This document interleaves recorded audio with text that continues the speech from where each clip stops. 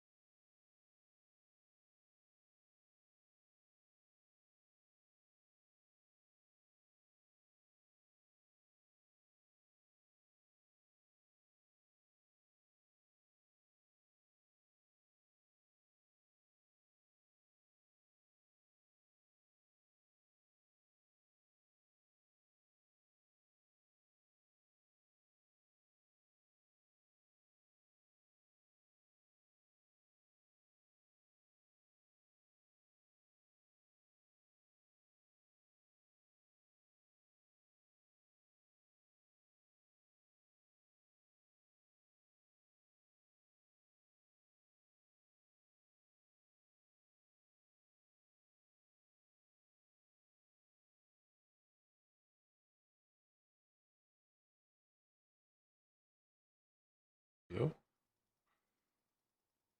Okay.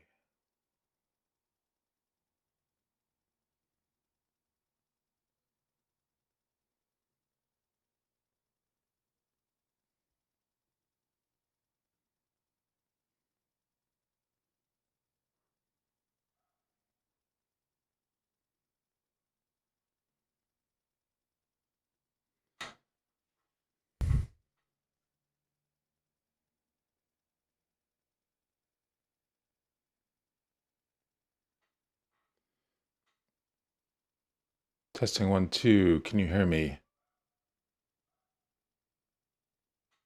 I can't hear myself.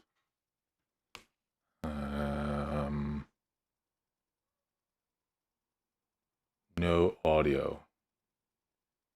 Hello, testing.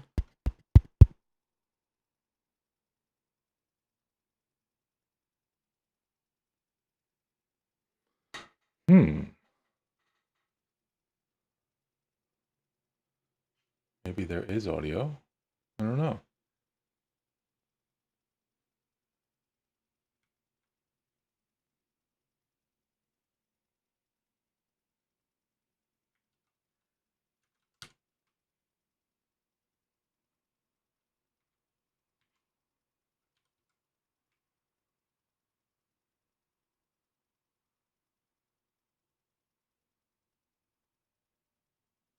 Okay, so now I'm watching myself. Ah, yes, there is audio.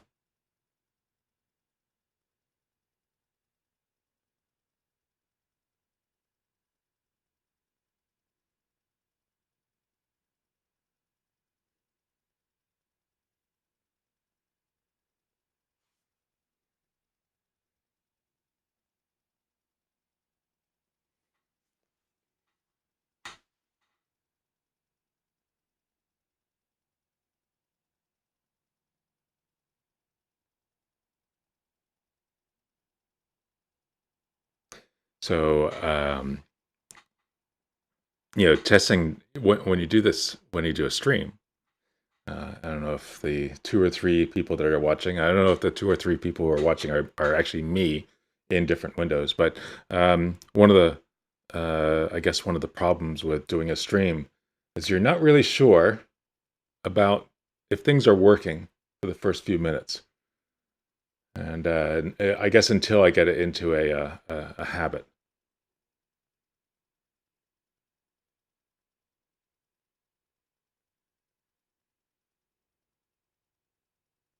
Yeah, so now I can't listen to myself because the audio finally caught up. I started talking about the problem with doing a stream, and it just now has hit my ears. So it seems to be like a 20, 30-second delay, which is both good and bad. One of the problems with right now, uh, the way I'm recording my videos is actually I'm using a ATEM Mini Extreme ISO, and then recording directly to the SSD that I have attached to it, which is a 1 GB or 1 TB SanDisk Extreme Pro. I don't know, something like that.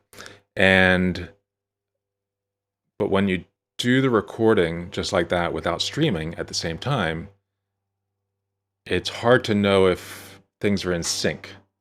And I haven't really found a good way to test that things are in sync without watching it later, or at least watching it, a few seconds later.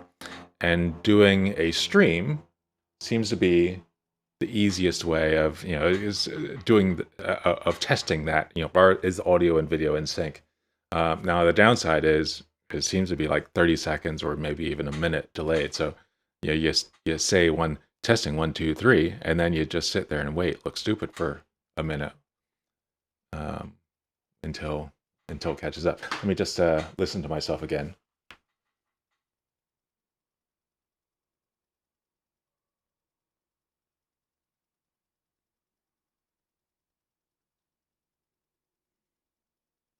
I just said is the audio and video in sync. So that's the kind of delay we're talking about. Hello, Japalutra. Is that? Huh. It's an interesting name. Followed by. Okay, here's my. I don't know. Is it Korean? Japanese? I don't know. And hopefully you're not offended that I confuse Japanese and Korean.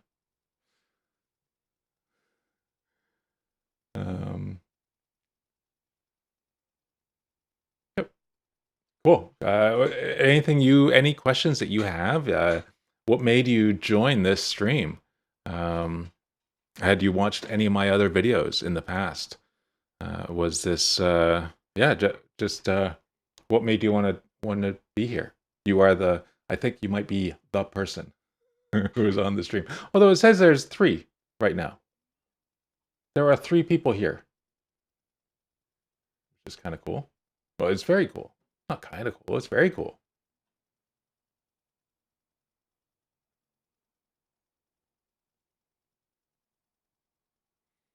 Well, I'm very excited. If you watched a video that I put out about 3 weeks ago, it was about image optimization.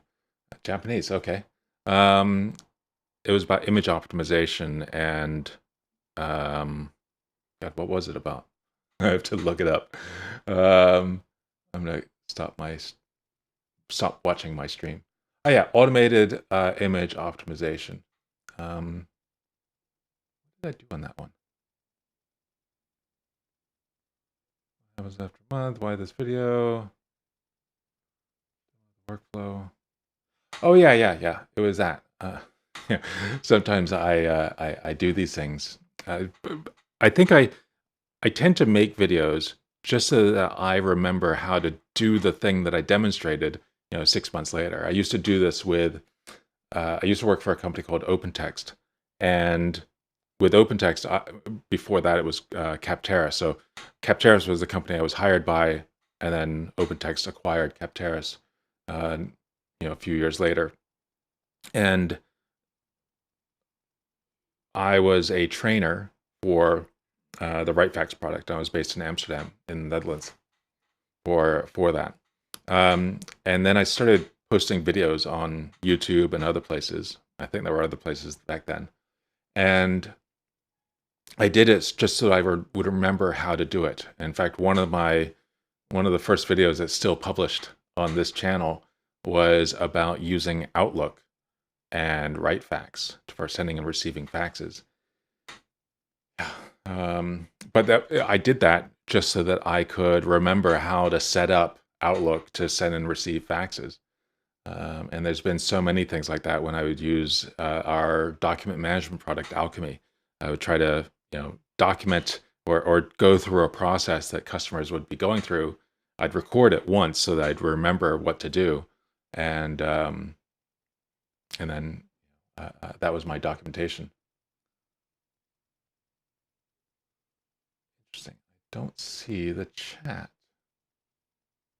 Okay, I'm gonna stop my.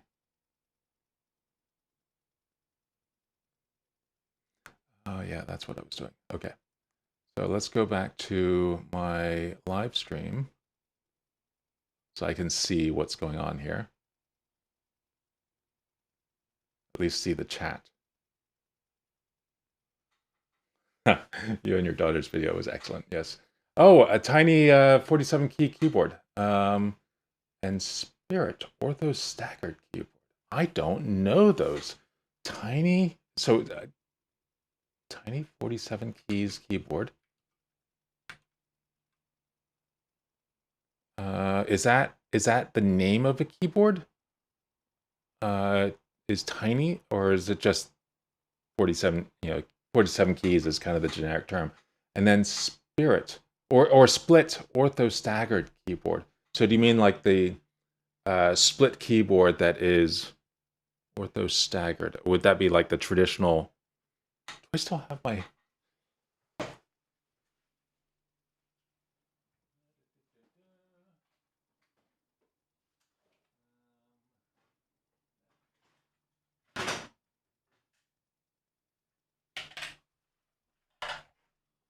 So This is the, oops, I just banged the microphone, sorry about that. So this is the Planck, no, sorry, this is the Ergodox EZ, which was my kind of main keyboard for a long time. My complaints about this were it's not very portable. I love the fact that it was that I could tilt and tent it, using these little legs. That was amazing. And it was my first introduction to mechanical keyboards as well. Some things I don't like about this, and it's not so much about Ergodox, but just about this particular keyboard. Because this was, I backed this as an Indiegogo project.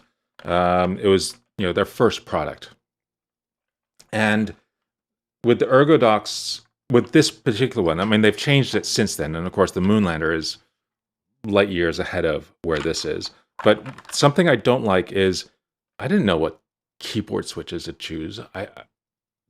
They're cherry, ooh, ha, black, red, brown. That's all the same to me. And so I don't even know what I chose. It might have been, there's a little bit of a bump, and they are kind of clickety, but not super clicky. So I think these are Cherry MX Browns.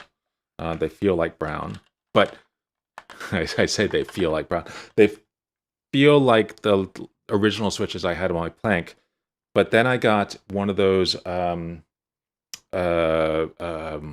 sampler, Cherry MX sampler boards that has a switch for every, all the different types of switches with a label on top. And, you click on each one, and when you're just tapping one key, they all kind of feel the same. There's not really a whole lot of difference between any of them. But not that it really matters, because in this version, the original version of the Ergodox, if I wanted to pull the switches out, I have to resolder them. Now, on the Planck that I have, this is my main driver now. Let's unplug it here. So I have the Planck EZ. And the Planck EZ is great because, well, I think it's now in a box somewhere. As I say, we're moving in 11 days now. But with the Planck EZ, you can pull off the keycap very easy, just like you can with the Ergodox. And then, I think my keyboard switch puller is gone as well. Packed in a box somewhere. Yeah. Well, there's a little tool that you put on here, and it just kind of pulls the whole switch out. And then you can replace the switch with a different switch. And so I bought, oh, that's brown. I thought I replaced, interesting, I didn't replace all of them. Okay, so that's,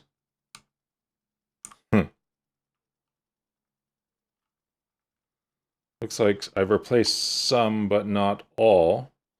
So I bought a box of reds. Was it red? Yeah, red and silvers. And right now I have just the silvers on here. I keep meaning to go switch over to the reds, because the silvers are great in that they require just a very little bit of pushing down to activate. But they kind of make a click at the end. You hear it bottom out at the end of travel.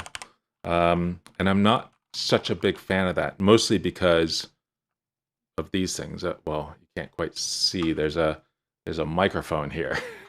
And so because of that microphone, is the microphone now out? There it is. I should probably mute while I move things around like this. So because of the microphone, I want to not, I didn't think about that when I originally bought the Planck, that I would want to be doing streams like this. And so the clickety sound, well, the click of the I mean, that is very audible. I think it's very audible. Let's see if it's very audible. I think, yeah, that's pretty noisy. And doing the same thing on my plank, it's a little bit softer. But it's still noisy because it's the silvers. And actually, underneath here, well, you probably can't see that, but inside there's an O-ring.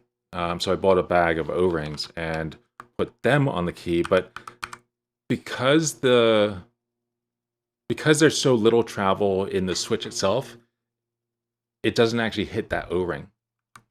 And I think switching over to the reds will be, I'll have a lot of the same fastness, how fast that key is, but it'll go all the way down and therefore will hit that O-ring, which will soften the blow when it hits the bottom. Yeah, yeah. Health of risks. Yeah. I love this thing. This is the best keyboard I've ever had. I thought I would miss the number keys and the function keys and, well, all the other keys, but I don't. I don't miss that at all, which is really interesting. Especially because I bought this, which has, a lot of extra keys. I mean, there's all these keys are they extra? Some of these keys are extra, and these keys are extra, and all this whole thumb cluster is extra beyond what you get in a. I keep doing that. Sorry. Versus what you get like in a Mac or any regular keyboard. There's a lot on here, but I don't miss it at all. That said, I'm very tempted by the Moonlander. And I asked the team at ErgoDocs, would you want to send me one? And they said, no, we don't. Would you like to buy one? Yes, I would, but not yet. So I will buy one soon. Just bought a house, so I can't really buy. Okay, I bought a few gadgets and a house, so I can't really justify buying another one. Are you finding yourself reconfiguring the layout all the time? No, I don't. I did, when I bought the Planky Z, I added a few layers. And what layers are they? There's that one. Okay, so there's there's 2 or 3. I mean, I have like 3 layers, or I might have 4 layers set up. I don't use them. I use the main layer, and then I use one other layer, and that's really all I ever use. The only time I use the additional layers is because I have, when I need to, what is it? You add a new firmware, so you need to switch it to a different mode. For that, I go into a switch mode and then hit another key which switches a mode again, and then so I have to do this very specific sequence in order to switch over, and it works great. Of course, I always forget that sequence, so I have to open up the training tool to be able to remember what that sequence was. This creaking is super annoying. I don't know if you hear this creaking. Of course, now I don't hear it. Get some WD-40.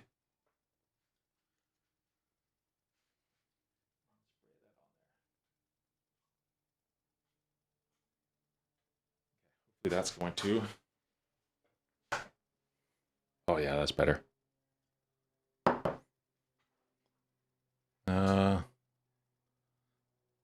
Yeah, that's better. Okay. There it is again. Yeah, that's good. Oh, every time I say that's good, it squeaks.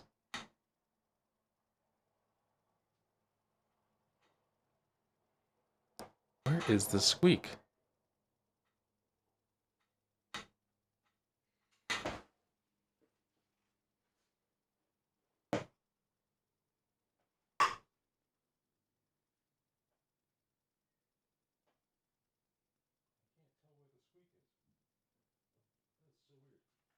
as soon as I get off of this, it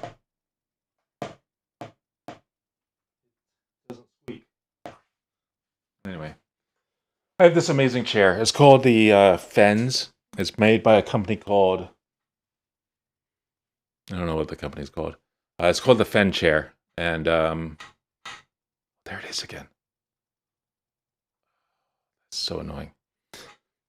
And it's an amazing chair. It looks like it's super ugly, but I keep looking down at my screen. It looks super ugly, but it's super comfy. I don't know if you can hear that.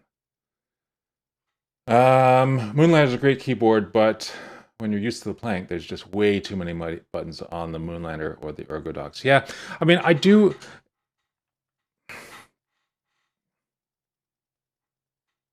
That squeak. So I have to be at a certain angle. Anyway, I do miss some buttons. So, I say that this is the most comfortable keyboard ever, but sometimes when you're constantly in this position, I do feel my thumbs kind of bumping against each other, and that is a little bit annoying. But I love throwing this in my bag. I definitely do not take care of it. I just chuck it in the bag. I have a what is that bag? It's the super. It was super trendy for a while. The Peak Design Everyday Backpack. I just throw it in that backpack. I don't care, and it works great. I took it to we rented a house on a lake in Saugatuck, Michigan, a few weeks ago. I brought that with me along with my Roost uh, mount for my computer, and it was amazing. But I also, every time I have to think about the numbers, I switch to a different layer, and then I have the numbers available to me, but I have to think about it, and it takes a while to think about it, and so every time, just the way that the numbers are, I have to really think about, okay, where's the zero? Actually, I think the 0 is the hardest one, and the 7 is really hard, and there's always a 7 and 0. 2012 or 2021, typing that, the current year, and it's going to be, well, I guess that's going to be kind of painful for the next 100 years until we go to 2111. It's going to be a painful experience. Maybe I'll get used to it by then. Just because hitting that 0, remembering where that 0 is hard for me. 1 through 5, I'm good at. Maybe I just need to change my layout so I don't have it the way I have it. And the other thing that's annoying is sometimes I need, what's another one? Oh, in Visual Studio Code, just get the terminal open. You have to hit, I just do it with muscle memory on the regular keyboard. I think it's Control tilde or Control caret, not caret, the backtick. And getting that backtick, because I don't have the backtick, I have to use I have a separate layer and hit the tab button, and that gets me the backtick. But then doing Control at the same, I always have to think about it. There's enough keys, but I just have to think about every single time I do it, which is a little bit annoying. And it would be nice to have all those keys back on the Moonlander. Or I guess if I had just gotten the next version of the ErgoDox EZ, would have solved a lot of these problems as well. But the Moonlander I also like because it's thinner, and what I love about the Planck is that it's super thin and it just fits in a backpack. Every time I travel with the ErgoDox EZ, it definitely took up a significant portion of my bag, and then a significant portion of the desk, or I'd be at the Datadog offices in New York City, sitting in the cafeteria area, pull out this massive keyboard, and it got a lot of people looking at me, which is fine. This message is held for review. What do I have to do? I have to add report pin message. one of these messages I'm supposed to, oh, show. Okay. Hit the big button that says show. You have this 36 keyboard layout on the Moonlighter. 36 keyboard layout? What's that? 36 key, huh?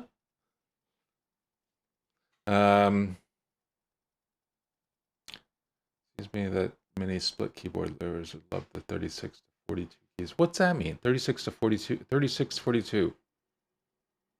I don't understand that.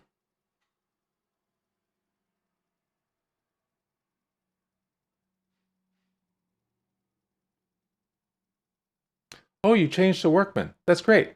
I am. Are you still the Workman user? I am. I am. I don't know what's going to happen if that that GitHub repo disappears, and I should just fork it myself so that it is always there. It works for me right now, and if it ever disappears, man, I am screwed. Because I really do not want to go back to QWERTY, because it'll be painful for me. It was, oh man, this squeak. Gotta figure out what's going on here. I cannot do it. It doesn't squeak when I just lean on it. Oh, that's so annoying.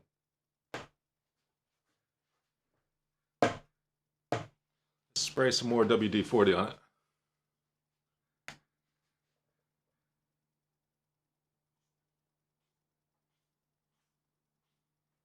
Spraying it.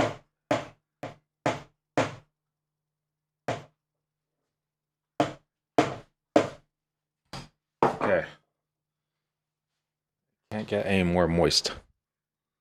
Okay, that's good.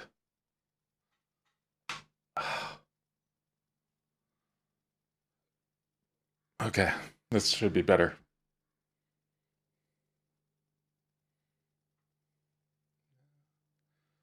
Yeah, what's my typing speed? I don't know.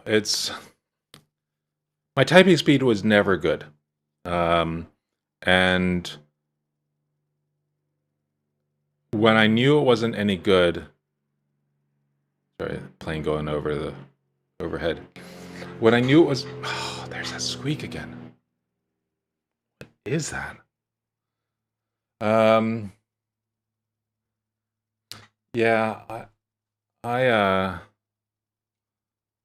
yeah, it's never been fast, and when I switched over to Workman is because, well, I've got to learn something. I might as well learn Workman, and it seemed to make sense at the time. It took a long time to get up to QWERTY speeds. I'm definitely faster now than I was with QWERTY, so it definitely had some improvement. Did it have enough improvement to justify the cost of learning that new keyboard layout? I don't know. I mean, it didn't. It was definitely a significant effort. I would never recommend anyone change layouts. And I don't know if it's the problem for me isn't so much finding the keys. I know where, if we're just talking about letters, I know where every key is, and I can bring it up quickly. I just don't think straight. I think straight. I don't think fast enough about what I want to type in order for me to type it to be able to speed up the typing. And so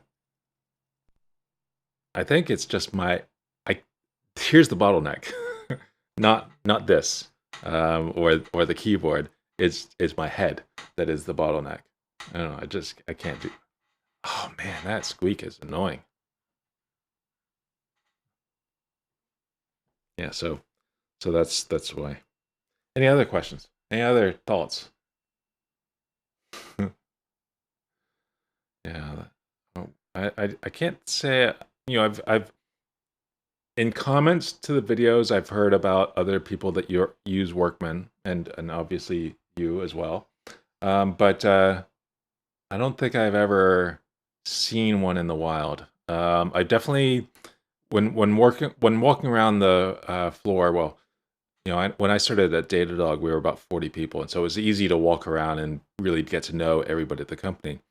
And there were, even back then, there were, out of 40 people, there were probably 3 or 4 Dvorak users, including one of the founders. And I think there was a Colmac user, but I was definitely the only Workman user.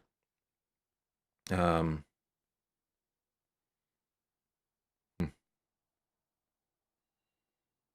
yeah, I don't know. I felt like Dvorak was close enough to QWERTY that it would give me problems. Like, I've mentioned a few times that I've lived in Amsterdam in the Netherlands for 10 years.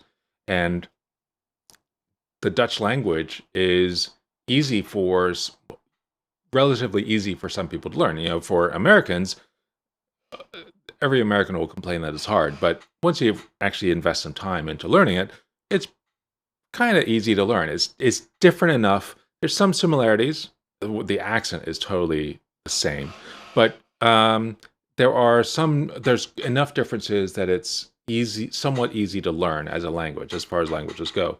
But the Germans, there's enough things that are really similar, and so it gives them even more problems because it is so similar. It's hard to remember, well, which words are different in Dutch versus German, and I feel like it'd be the same thing with Dvorak. There's enough keys that are the same, and then a few that are different, and that's supposedly a benefit, is that it's so similar. But I would just think that's a problem. I don't know. I can't. I need to have a nice separation. There are a few keys that are the same in QWERTY and Workman, like the Z and X and the AS and the Q, but I think that might be it.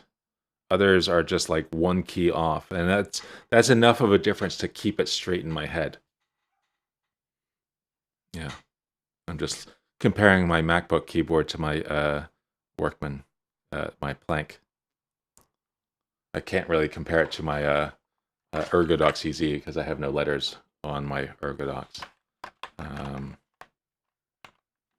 Because the only option was to, I think, I seem to remember. Oh yeah, the keys are the on the Planck. All the keys are the same. They're the same profile for all the keys. Whereas on the Ergodox, they are different. I don't know if you can see that. They're a little bit more sloping that way at this end, and then sloping more that way at this end.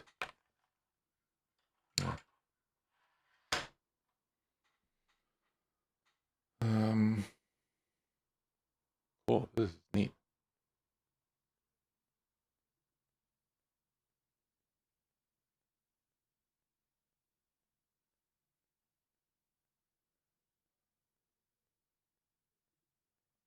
Oopsie.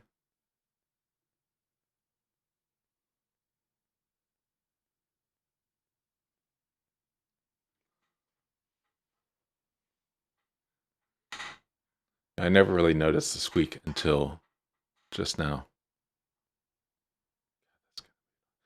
Can you tell me, do you hear the squeak every time I say?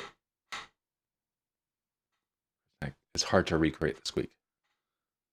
It's not a squeak, it's like it's another noise. That. Hard to know how to recreate it. Do you hear that? Let me know in the I'm looking at my audio meters to see if I hear it. Of course, every time I try it, it doesn't do it.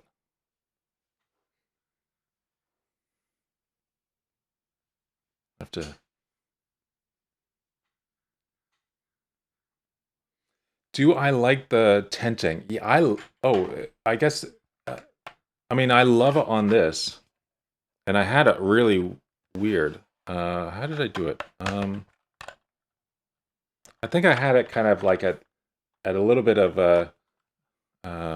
So here's the two sides. I would always have it, instead of flat, I would have it like that. Did I have it like that? I don't know which way I did it this way, but I definitely had it raised up like that a bit, as much as I could. I thought that was really useful.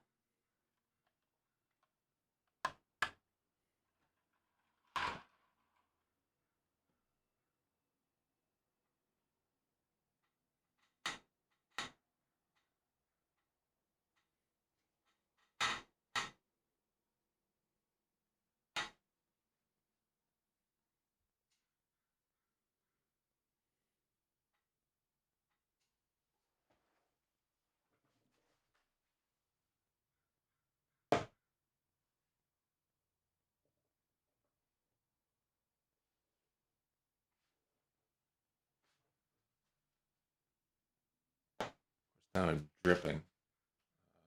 WD-40 on my floor.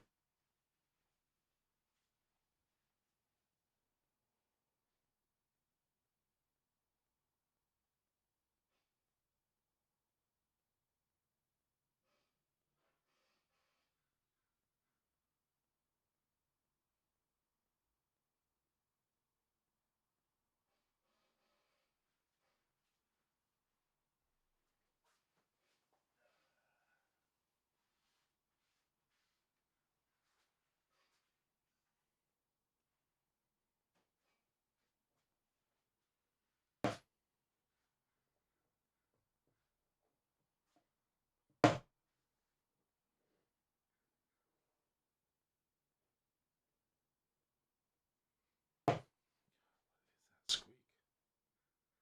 I feel like it's got to be something completely unrelated to what I'm thinking.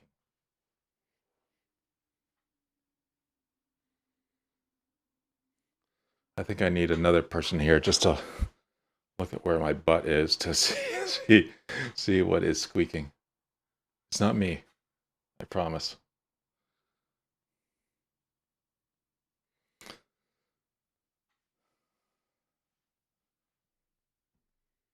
Well, any other thoughts? Oh, it's my wife calling. I think I need to stop my stream, or at least go on pause for a little bit. Hey.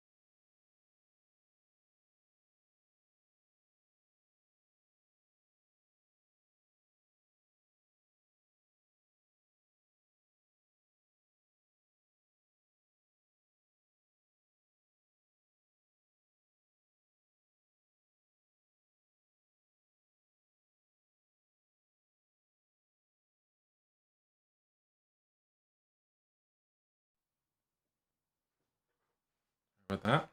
Oh.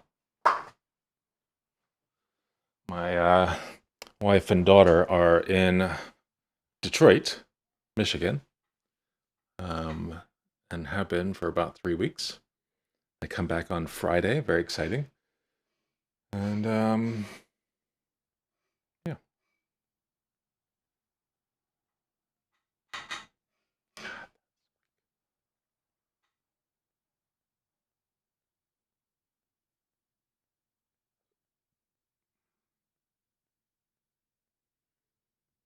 So we talked a little bit about keyboards. Anything else? I got this cool thing the other day. I use a Field Notes notebook. I've used lots of different notebooks. I used ones from Baron Fig for a long time, but just simple notebook. And in the past, I've always used one of these guys, the Fisher Space Pen, which has been really nice to use. But I don't know. Something about the ball point pen never really loved, but it's nice how it goes so small. Downside is it goes so small that I lose it, and I think I have 5 or 6 of these around the house somewhere, around the apartment. Um, so what did I do? I bought a different pen that is also really small. I don't know, that whole small thing is not a reason to buy this, but I got one of these. It's from Baron Fig, same company that makes the notebooks I used to use. But Baron Fig, it's their Squire pen. God, it's great. Feels so nice writing with this. It's just a really beautiful feeling. The pen I used to use before. Where's that pen? Oh, here. I love this one too. Oh, a bit beat up right now. It's a retractable fountain pen. It's a Japanese pen, I think. Wonderful, wonderful. Writes beautifully, and it's lovely that it retracts. You know, it's a fountain pen, but it retracts back into the just like a ballpoint. So that's super cool, and I love using. I have a few different types of ink, kind of a blue-black mix. That's one neat thing about fountain pens is you really get to get creative or show some personality in your inks. There's so many different colors of inks available for fountain pens, and I've enjoyed that.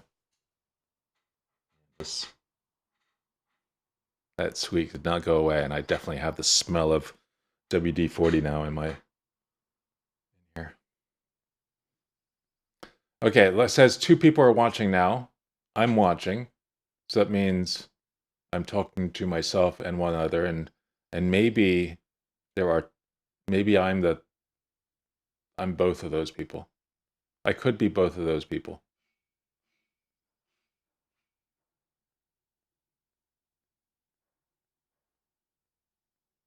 It looks like the only participant on the stream is me. So if there's anyone else here, that would be cool.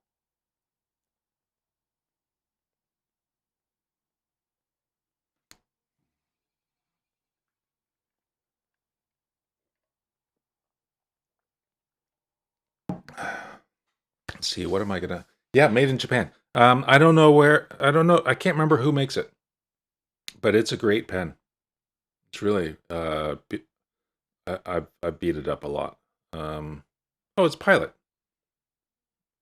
It's Pilot, but made in Japan. Yeah. Great, great stuff. What are the cool gadgets? Cool gadgets recently. I started using. I have a old Mac Mini from 2011, which is slow enough that trying to load up the latest Mac OS on it is just painful, painfully slow. I tried loading that up on it and then loading up a few other tools and sticking a scanner. It says Pilot on it. Pilot Japan, not Pentel. Anyway, I loaded up a Mac Mini and I put on Proxmox on there for virtualization, and it worked. Oh, super cool. Being able to run Kubernetes, multi-node Kubernetes, and some other things on there. A lot of fun. But who makes this? Let's see. Who makes this?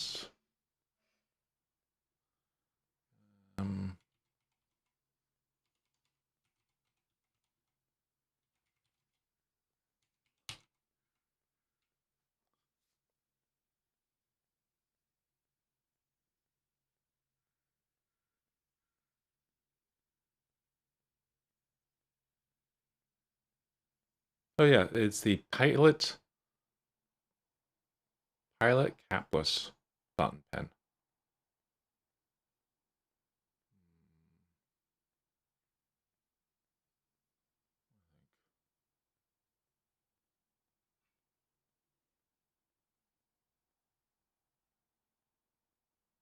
Namiki makes one.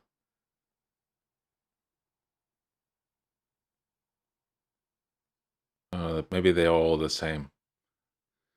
Pilot fountain pens. Oh yeah, this is totally it. Vanishing Point. The Pilot Vanishing Point fountain pen. So it's this guy. I don't remember paying that much for it. Maybe I did. I've had it a while now. It's a great pen. Maybe not as smooth as some other fountain pens that I've used. I had another one.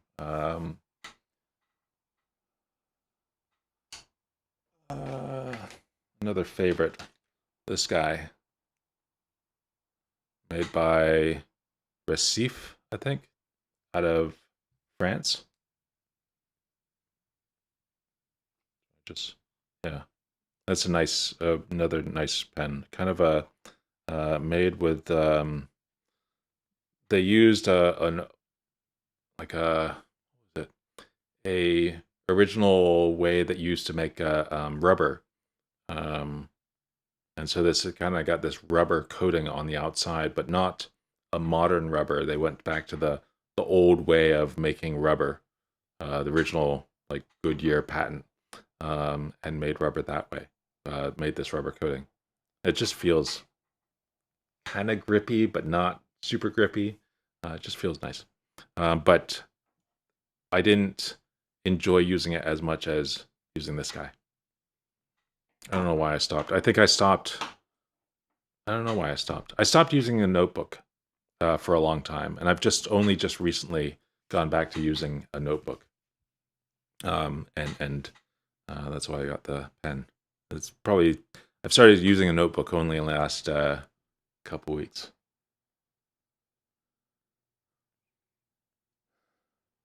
Yeah, it's expensive. There's expensive hobbies, I guess.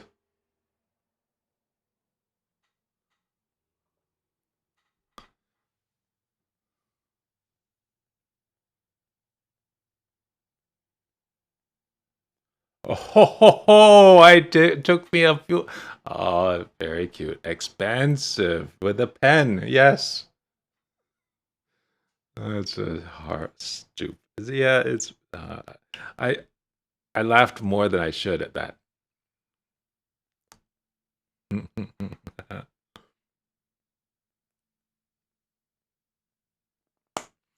Well, hey, we've been on here for about an hour. I'm gonna go away. I'm gonna make a video about this Baron Fig pen, um, because I think it's really cool, and I'll make sure I do some extra B-roll to make it all sexy video. So yeah, I'm gonna do that, and maybe I'll even put out a second video in the next 3 weeks.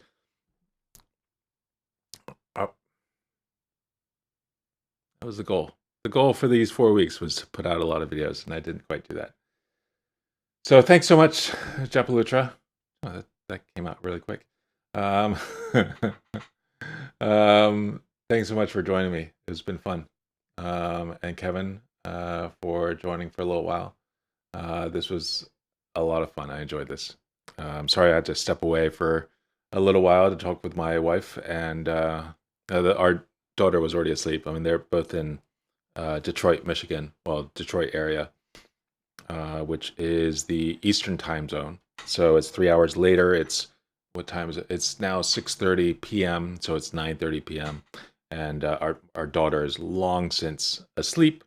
But I got a chance to talk with my wife for a few minutes. And yeah, I get to see her on Friday. So I think that's it. We're going to go away. Thanks so much for watching. Bye.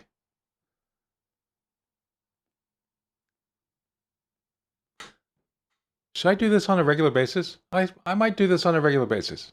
Well, let's see. What's a good time? Is now a good time? Now's a good time. Maybe I'll do it 5:30. Should I do it 5:30 tomorrow? We'll see if I can have it. Let's try 5:30 tomorrow. I'm gonna try for 5:30 tomorrow, but don't bank on it.